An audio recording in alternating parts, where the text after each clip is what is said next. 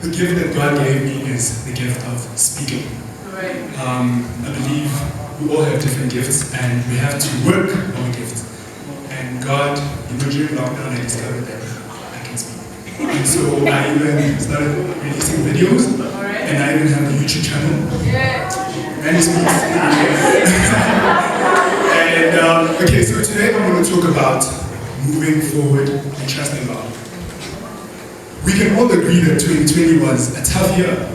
I believe we can all say that now. This year we all had high expectations for 2020. We got into 2020 and said, everyone was saying, this is my year, I'm going to do this, I'm going to do that. But God showed us that He is the one in control of everything. And He set us down. Everybody, the whole world came to a standstill, which is supposed to show in the Bible says, man devises the ways, but God directs his steps. And God eventually showed us that you guys are not moving, you guys are sitting down here. And we sat down, and now the effects of COVID have very bad effects on the economy, and it might even affect us for the future years to come. And with that being said, it's a thing that's going to hold us down. And although we're going to try and move forward in the future, the past is always going to haunt us. But one thing I want to say is, no matter how bad the past was, the future will always be bright. Because the Bible says in Jeremiah 29:11, "For I know the plans that I have for you. Plans to prosper you and not to harm you, plans to give you a hope and a future." So God has a future for us. And it's up to us now to decide, are we going to follow His plans? Or are we going to sit down and just complain and keep thinking of the past and say, nah, COVID, nah, COVID. Because God is a God who does not work with the current economy. God has His own economy. So it's not up to us to get to times with God, you know. And last week I had a conversation with Pastor Eddie, and he spoke to me and he said, you cannot keep trying to move forward if you look at the past. And he's like, when a driver is driving a car, he does not look at the rear view mirror and the side mirrors and drive, because you're going to get into an accident. So when you are moving forward, you have to look at the windshield. The past is something that happened. It's consequences of what had happened before. But we do not dwell on the past, because our God is the God of the future.